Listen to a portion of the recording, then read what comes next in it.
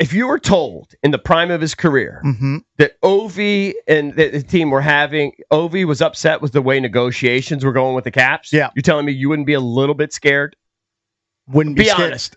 No, because I know Ovi's the cornerstone of the team, and they're going to eventually come to a contract agreement. I think they're going to, but it's just I would have bet all my money on it. I know they're going to re-sign Terry McLaurin. Okay, I hope so, but it's enough to scare you. In my heart of hearts, they're re-signing Terry McLaurin. I'm with you. I will bet on it. Yeah. But it's enough to scare you, and I think you're not telling the truth. If you heard I'm not that scared. Ovi... You're more of a scaredy cat. You're scared of the schedule. You're scared to predict more wins. That's 100% accurate. I'm not scared. All right, you're scared. You have to sit with facing the door and everything. You're scared of a lot of things too. I'm not saying I'm not scared of anything. He's scared of life. I'm scared of a lot of things. Yeah. I'm just not scared of a report that Terry McLaurin and his camp are dissatisfied with the way that the contract I've been through negotiations. I know what it's like. Not scared. If it's even true. Yeah, we don't know. Let's talk to our next guest about it. Our pal John Keim joins us on the Rude Guest Hotline. Rude, the most reliable heating and air conditioning products in the DMV. John, you know EB's personality. Is scared. Should he be scared about this Terry McLaurin situation? It's, what are we, June 6th? Yes, yeah. It's June 6th. Right. No, I know, but he's never upset, like publicly, ever. Yeah. Right? Who, Terry? Yeah, he's the greatest. All right, first of all, we haven't heard from Terry. Right. Nobody, including any reports out there, have heard from Terry. Right. So you think that's fake news? I don't know. I'm not saying it's fake news. I'm just saying we haven't heard from Terry. Yeah. That's what I know. So, until we hear from Terry, that's different. And he's obviously very well liked. He's a true pro. Dan Quinn has had good conversations with him. So I don't think this is a big surprise. He did the exact same thing 3 years ago or whatever it was when he went through his other extension. Oh, no, I don't mind that. I just don't like the report that he's unhappy with the progress. That's the part I don't like. That might be his agent.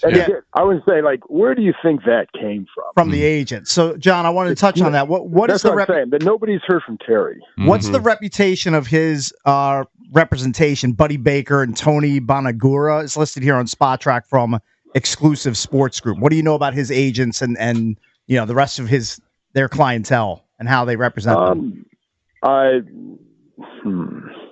Ooh, you got to be careful here. Well, I deal with all these people. So right. Sounds like bad stuff. Sorry, I didn't mean to put you on the spot. I would just say, sometimes the other sides can get frustrated with their representation. Okay. But this is, Terry's been with the guy for a while, and it worked out for him last time, and I think this is a trickier negotiation this time because of Terry's turning 30 in a couple months, and that always complicates it. And this is kind of like, it's hard to find true comps for him at this point because the guys in his draft class, DK Metcalf just signed a $30 million a year deal, but he's a couple years younger. That makes a difference. However, you can look at the production of the two, and Terry's, compared to Metcalf the last couple years, has been better, and so, is he, I don't think Terry has reached a point where you start to worry about slippage. I mean, he had his best year last year. Right. So I think you can take the age, but do you think at 33, how much worse is he going to be? Especially with this quarterback. So I think there's, then you look at Mike Evans signed a 2-year deal. It was 20-some million, 21 per year, and he's 31, I think, when he signed it. Maybe he's 30. So I don't think you're going to go that low. You can't. So this is, I think that probably is the one part where it's where do you come to the middle ground on all of that? So can we back up for a second, John? Sure. For a lot of people that don't know, how many OTAs have they had? Supposedly, he's shown up to some of the voluntary stuff, but what has happened this week? Because I think there have been 2 OTA dates this week. And one today. Yeah, and one today. And so they had a few last week, and he didn't. So he was there the entire time up until last week's was the first ones where he missed. Okay. I think, or maybe it was the end of the previous week. But that was the last, but he was here the entire time. So if, the negotiations were ongoing, like there have been talks that have been going on, like however productive they are, it's hard to say. But if he was that upset, would he have been going to the earlier stuff? You know what I mean? And it could be like, listen, you're going to do what you can to get a deal. And we've seen receivers over the last several years who are always upset, always want out, and they always end up re-signing pretty much, right? So, I think anybody who knows Terry, I mean, he's a pro. So I don't know. I think there's some tricky parts to this one because of the, how do you view that age factor? For sure. And again, you can look at him, and I did this side by side with DK Metcalf, and just because that was one comp. Joe Corey, who's like, this is his area of expertise, floated his name to me as like, hey, here's a comp because same draft class, et cetera. But again, younger, however, the production over the course of their careers have been the same. And you can look at Terry and say, like, what would it have looked like had he had a Jaden Daniels a couple more years, right? Yeah, absolutely. And so that's where it's like, that's why I say, like, you can't, it's hard just to go by the age, but that is a factor. But you have to account for, like, first of all, the guy was highly, highly productive last year, and he did not show signs of slowing down. But, historically with receivers over 30, that's what happens. But is he a different case? You know what I mean? So I think there's a lot of that goes into it. It could be a situation, we threw this out there, maybe he wants more years than Adam Peters wants to offer, if that's possible. Yeah. That's possible. Yeah. And one thing I'll say too is, like,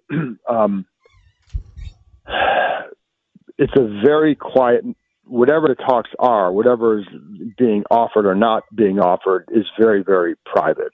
Right. So that is definitely going. Now that's the hard part to know. And this is like, what is, like, I can, like I said, the age I think is like, that's a natural sticking point because there's a line of delineation with negotiations a lot of times at that age.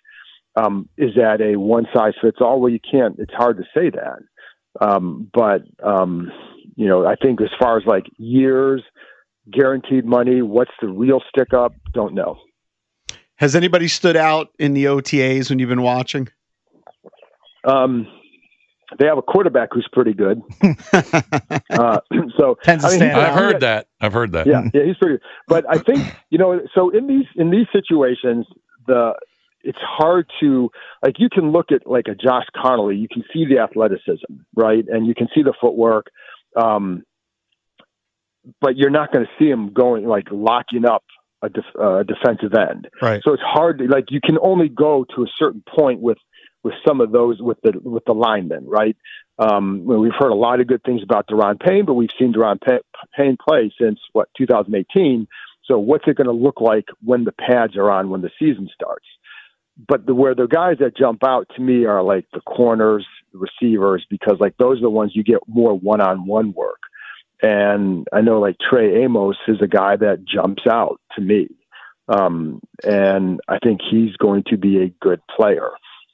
I think Mikey Samerstill in the slot has looked pretty good. Mm-hmm. I think like he's definitely another one. Will Harris, very versatile. So you can see that. And then again, I mean, Jaden looks good. He had a really good day the other day, and just all the things that jump out with him, and like little things, like maybe you're getting off the first read a little bit quicker than you did before. I mean, he was good with his progressions were really good before, but then maybe are you even a little bit better with that, right? Like, so some of the mastery of the position, so to speak. But there were a couple of examples of that the other day, just the ball placement. I think, like with a guy like Debo, very solid, frame. But what you just like, you can see the way he can use his body against certain guys, like, but what's it going to look like once the season gets going? We've seen him obviously. So like, there are things that jump out like that. I'm trying to think, like, Noah Brown has looked pretty good. I think he was, like, his loss was probably a somewhat underrated loss last year because I think because of the dimension he has the offense, like he can make plays down the field, but also he drew a lot of penalties. He drew a lot of PIs. Yeah. And like those are unaccounted for yards in his stats, but like they matter. So, you see him. So I think there's, Luke McCaffrey, like I know they've talked about him, just running routes better, et cetera. But what you learn too is, how this works. Like over the years, you hear a lot of things in the spring and then you don't hear things in the summer or the season. So like, you just want to see how does it translate or how does it move forward. But the Amos one to me and Connolly's athleticism, like that jumps. The other thing too, watching it the other day, like they're having Deebo Samuel with Austin Eckler returning kickoffs. Like that's a really good combination. And, I don't think teams are going to, like, both those guys are good at that. So like that, they should have a really good kick return game because of that. So, little things like that. John, there's been lots of blowback from listeners for Lattimore skipping OTAs. Is that warranted, or are people overreacting, or is it like you said earlier? Look, it's June 6th. People are losing their minds over something they shouldn't be losing their minds about. What's your angle on that? Maybe somewhere in there, like, so he did this the last couple of years in New Orleans, where he didn't go to OTAs a lot. I believe he'll be here next week for the mandatory session. I don't think there's been no reason to think otherwise.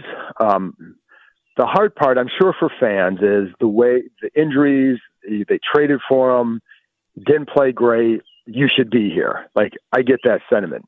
The hard part, like from my end, what are the questions we have about him? Can he stay durable during the season, and is he going to play better? Well, we wouldn't have those questions answered right now anyway. You know what I mean? And so, like, as far as like getting to see where his game is at, that's hard. But I think from a standpoint of, they celebrated last year, like the attendance was 100%. And so that was really good. So I think, and that matters. But if he goes out there in the first game and looks really good, nobody's going to talk about this. If he doesn't, then I don't know that it's related to this. It could just be related to where his game is at. And I think there's some questions about where his game is at, regardless if he showed up this spring or not. I mean, would it be better? Yes, of course. But as when you talk to coaches, like they know it's voluntary. And Tunsil's not there either. Tunsil's not there either. He's but his play hasn't dropped off. But he had been here. Tunsil had been here for a little bit for some of the work, and like Lattimore has not been there. Tunsil has been, at least some. So and like I said, I think if Lattimore hadn't been hurt when he got here, maybe fans look at it differently because, like, okay, it's different, but this is what he's done. So I don't know that there's I don't know that they were like really surprised that he hasn't been here. So again, like the questions I have for him is, can you stay healthy during the season? Yeah. And we wouldn't know that if he was here or not. Let's switch gears. Let's talk about the never ending Trey Hendrickson rumors, other veterans that they could bring in to add to the pass rush. And here's my position on this. I think it's been my position for a while. Like, sure, I would love to have a 15-sack guy. Who doesn't? Right. And from a fan's perspective, that's kind of always been like a real priority. But JP pointed this out many times over this summer that as bad as we think the pass rush was, they were like 12th in sacks. The pass rush was not the issue last year. This is what right. So like they were, I think, 11th or 12th in sacks. Their sacks per pressure was one of the best in the league. Where they struggled was with the 4-man rushes.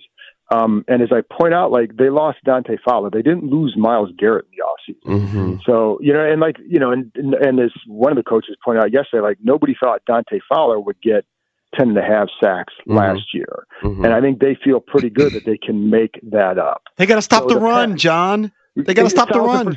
1,000%. Like that's what I'm listen, going into the draft, like I was with a lot like, hey, listen, they could get a good young edge. And that's something that everybody would want. You have the young tackle and Johnny Newton, you get the young edge, blah, blah, blah, it's all great. But the number one thing they have to do is stop the run. And I think, so the things that I think that's, they beefed up that front. and they've got more versatility on that front. They do not have the stud edge rusher, but very few teams do. The Eagles did not have a stud edge rusher last year. They had Jalen Carter inside. He's a dominant run stuffer, you know?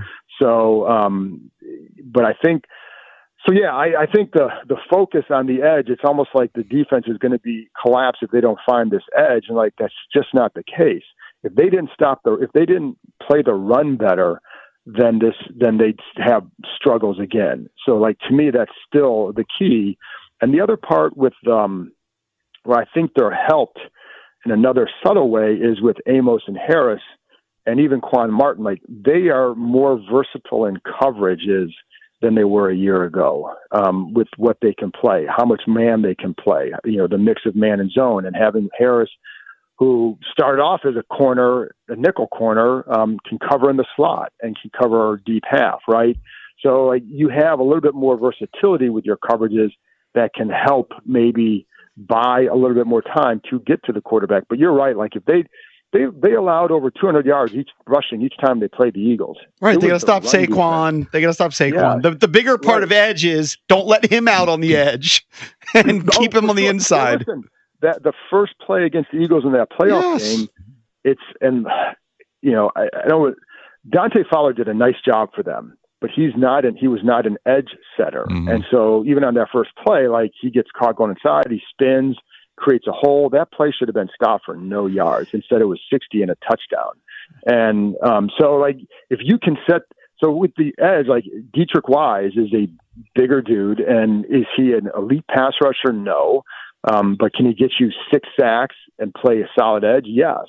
So if that can help them, for sure. And like, Javon Kinlaw gives you some options. Like, again, everything right now in May and June, it always sounds really promising and good on paper. So like, if it plays out this way, they'll be better for it. But like, you can play those 3D tackle sets with Kinlaw as an end. But the bigger point is EB shouldn't panic. Everything's going to be okay. It's June 6th. John, we got to run. Good stuff as always. Right, thanks, man. Thanks, John.